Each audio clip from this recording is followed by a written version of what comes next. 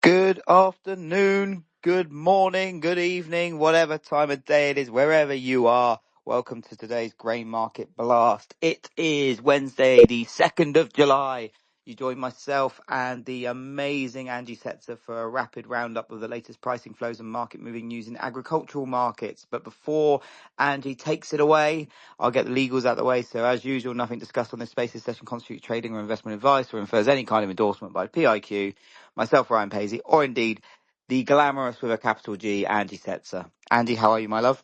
I'm super. Do you know I'm what day it super. is? I Thanks know. for Yes, asking. and I just every day, just so you know, Every that day, is the every day. reference that I am putting out there. But yeah, I am super today. I feel like it's Friday. It's not, which is weird. Well, Actually, I think it's Thursday, but then it's Friday. I don't know what day it is and anymore, honestly. tomorrow for you Yanks, it's a synthetic Friday, really, isn't it? Yes. Yeah. I'm pumped. Yes. I'm so pumped. After our show tomorrow, I am done for the day. I'm not even putting out, grains and contact. Like, I'm not even putting out commentary for the day. I'm like, no one's gonna read it anyway. I And feel honoured. so, yeah, so I'm gonna do the call. You can tune in if you want to know what I'm thinking, which, why would you want that? But anyway, I appreciate it.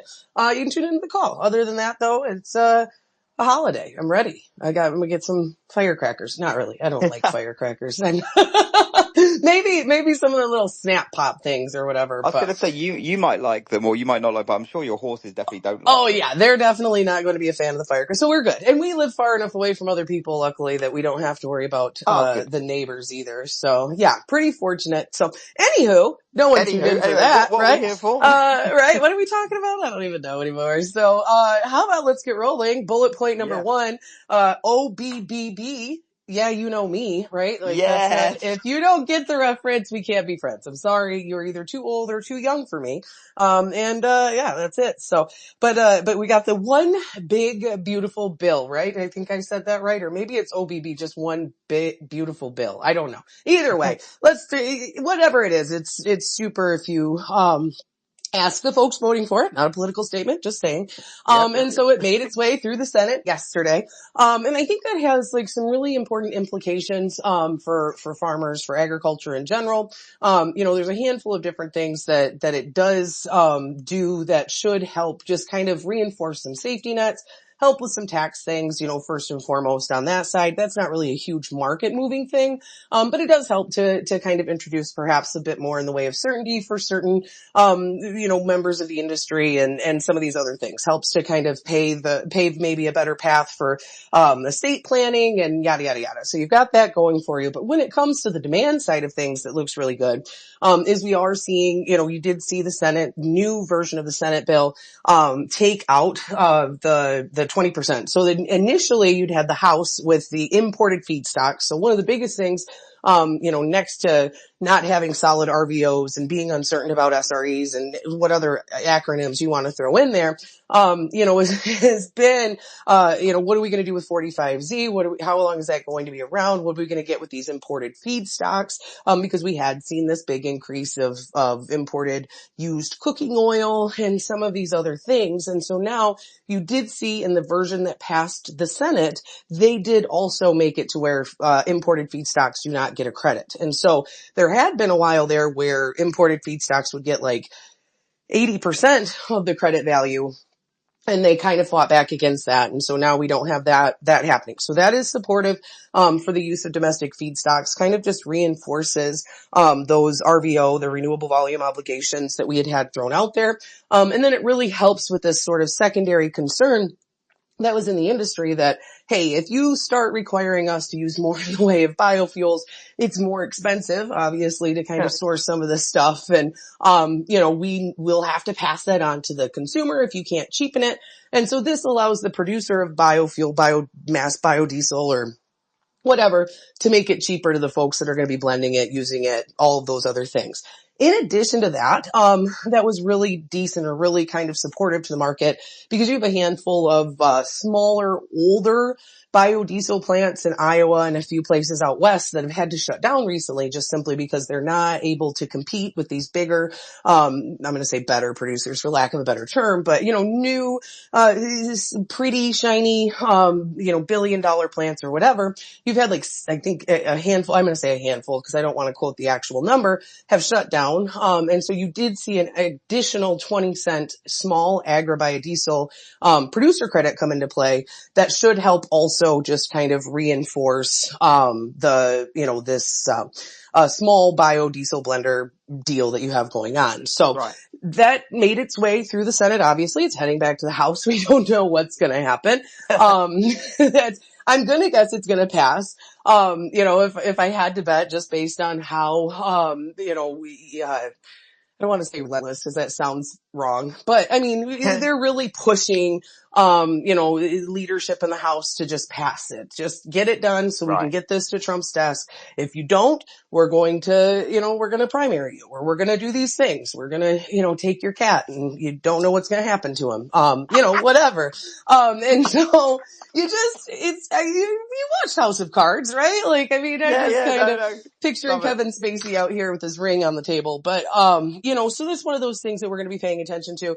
At the very least, it helps bring more certainty, clarity into the market. It'd leave us with the trifecta. You've got that three things that we talked about, your RVOs. Okay, check. Your 45Z. Okay, this would be a check. If it makes its way through the House and gets to Trump's desk. And then we just need to see how the EPA handles the SREs.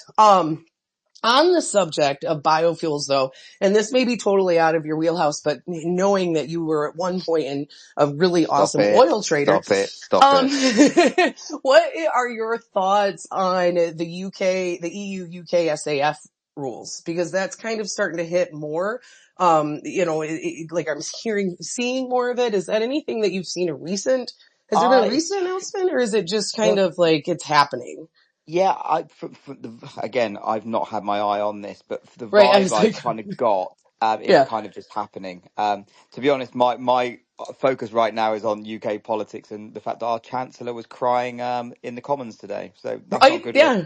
That's rough. It's rough. Honestly though, as a woman who cries when I'm pissed, you don't know what it's caused by. Like someone could, but I also haven't been following, so I have no idea. But it is one of those things, what I'm seeing with that is that you are going to see a big increase from what it looks like in demand for used cooking oil and other vegetable oils in, the EU and the UK. Just on this, again, I'm sorry yes. to put you on the spot. Yeah, I just assume that you know everything about agricultural markets, so forgive me if I put you on the spot here. But at the moment, am I right in assuming the EU is net exporters of used cooking oil and stuff out to the likes of India and China? I believe they were initially. I think that's how it used to be. I think we all used to have just waste oil hanging out. And that's what I'm where this thinking. come into play. Yeah. And I knew this. I'd read it. I'm trying to like go back into my little encyclopedia brain that, visually sees things sometimes and, try to remember what it was that I read, but I can't. But I think at one point they had a vast amount of it and now they're basically going to use all of it and then some. Right. Got you. So it will change like the makeup of like the whole kind of world dynamics Yes. really then. Yeah, we really are. And in the push for SAF, and so that's the thing that I'm watching really closely is like you remove this indirect land use, like we saw, and I'm not, I'm not an expert in any, like I feel like I'm kind of just, watching from afar and trying to understand, asking people smarter than me to explain it to me with crayons in hand. Right. And so like I'm just kind of going off from what they've been saying but it does look like there's been a bit of an attitude change, or at least with this administration now more in the way of here in the US, open doors or ways that we could open the door to, increase just biofuel usage overall. Yeah. So we'll see. But that's one of the biggest things out of the one big beautiful bill or whatever we got there. We'll see how it makes its way through. Obviously it's pretty hotly contested in some places. Yeah. So moving over to geopolitics. So apparently the US is stopping the flow of certain weapons to Ukraine, which is kind of a bad thing. At least that's what the report is this morning, though Ukraine was completely like, wait, what? And the US, I don't know if they know, the report initially it looks like is indicating that some air defense systems and some other things, the flow of that from the US to Ukraine has been stopped because the Pentagon wants to bolster their inventory. So that makes you feel warm and fuzzy. But on top of that, I'll be honest. When I read that headline this morning, because we put it out in the overnight news roundup, shameless plug for our Substack there. yes. And I was like, this is never really what you want to hear, that the Pentagon feel like they need to like just rapidly top up their arsenal. Yes. Yeah, exactly. So I was a little bit like, whoa. But the one thing that the Kremlin keeps saying, which by the way, yesterday, you've got to fight your brain. I don't know if you ever have this, but I kept trying to think of the word for the Kremlin and my brain kept saying Vatican. Two very different things. Yeah, don't But get those two anyway, mixed yeah, up. it'll be awkward if I mess them up. But anyway, the Kremlin, has kind of come out and been like, the easiest way to have the war end is to stop the flow of weapons to Ukraine. I'm like, no shit, Bob. That means that they're sitting ducks at that point. Like, duh. We've got, remember, we got 50,000 troops sitting along the Sunni border there. You're seeing more in the way of interruption to everyday life, in Western Ukraine. And the market is not paying attention to this at all. Like, I remember when we had like that balloon, land on Poland's, Oh yeah, yeah. territory, wheat shot up 30 cents. Now we have like, basically Russia's just increased the front line. I think they've pushed, upwards of 100 miles along the whole entire Yeah. stretch of it here over the last 6 months. And everyone's just like, y'all don't matter. So we'll be paying attention to that because it has huge implications for grain movement. It has huge implications. Of course, you'd seen Graham say that Trump had given him permission to push the sanctions bill to a Yep. vote. So we'll see if that happens or doesn't happen or how that even plays out. But that's not over yet. You also saw Iran and the IAEA. Iran is, kind of like, no, we've decided we don't want you here. So we'll see if we end up, kind of increasing that. Again, it doesn't look like it would impact oil flow. It's just more of a, geopolitical, what are they going to do? They said this time we would really know it if they responded to us. And so, okay, bud. And I don't want to downplay any sort of war threat because like war's gross anyway and all these other things. But the world's kind of just like, all right, well, why didn't you do that in the first place? I guess. But, Yeah. and then there's talk of a Gaza ceasefire, which to me, I think would end up being supportive to grains in the long term. Because I think then, as long as it held, like it's not going to be like day one, like, well, let's import a bunch of wheat or whatever. But No. if we can restore stability in the region, that will be super helpful, for more in the way of deferred, transactions and some of Yeah. these other things that are going on. Lastly, cause holy crap, it's already been like 12 minutes here. We're going to be watching grain flow. We had China auction off their first round of corn, from their reserves. And so one of the things that we've been seeing that hasn't gotten a lot of attention really is that the Chinese domestic corn price has been on the rise here as of late. A lot of that being driven by the fact that the China farmer did exactly what the U.S. farmer did last year and then again this year, held on to all of their stocks into August, September last year, got kicked straight in the box. By doing so, decided they didn't want to do that this year, couldn't do it. They needed to move bushels. And basically you had the Chinese farmer estimated to have been sold out, or at least over 90% sold by the end of April. You've then seen, of course, some issues with weather. You're looking at some continuations of just heat, humidity, just not, ideal conditions in some places, flooding in the south, though it doesn't look like a huge impact. But you are starting to see the government announce that they will release, corn for auction. This week there was 190,000, metric tons, 7 million bushels offered. So not a huge amount, but a start, and it had a clearance rate of 97%. And so one of the biggest things I'm going to be watching here as we move forward is, does, the Chinese government start rolling out more in the way of government reserve stocks? If they do, what are we looking at for clearance on sales, and what is the trend of price? And so that was one of the things in 2020 over the summer that we saw as they started offering out these stocks. The sales were big, the clearance was really solid. Like a lot of times it was 100% with a trending higher sort of price. And so we'll be watching that closely because China really has 7 million metric ton they're supposed to be importing this marketing year yet, which is 3 months away. And then realistically, you could probably see them back away from that a little bit. But when it comes to where they could source that from, Brazil's pretty much out of the market at this point until we get into September. And right now you're not really seeing them aggressively sell, to put corn into the global pipeline during that time. Really you're looking at the Brazilian farmer is sub $3 cash. They're putting it away. There's carry in the market that's incentivizing them to do so. You've got a global end user who's been sitting there waiting for them to puke supplies at a very, really cheap sort of level.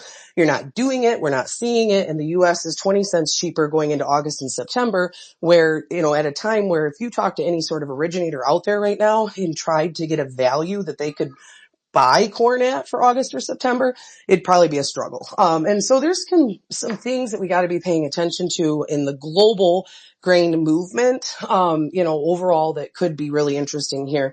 The weather wins. We've got a conversation this morning. A lot of folks, 185, 190, for corn yields. And I've said that, like, we've got to get peak bearishness, when it comes to supply. Like, we've ruled out 3 of the things that everyone's been arguing this week, right? Acres did not go up like everyone thought they would. As a matter of fact, they went down 600,000 on the harvested side from the June WASDE. Quarterly stocks did not carry a surprise with them. They're in line with where they should be, to meet current USDA expectations. And now the only thing that the big corn bears can really hold on to is, well, the crop looks great. We're probably out yielding a year ago. So we've got to work our way through that, get to next week, yada, yada. But weather-wise, we watch an EU, China, U.S. so far doesn't look to have much in it. And I think that's it for today. Maybe. Wonderful. I have Wonderful. more, but I won't. Like Japan and the U.S., like, oh, that's something we gotta watch. Like, and some other things. But I think that'll do it for now, or you guys are gonna just go stop listening. Well, I certainly wouldn't, but Angie, thank you so much as always. You are an absolute diamond. Listeners, thank you as always for tuning in. Whatever you're doing today, stay safe, keep it tight, and we'll see you all tomorrow. Much Have love. a good one.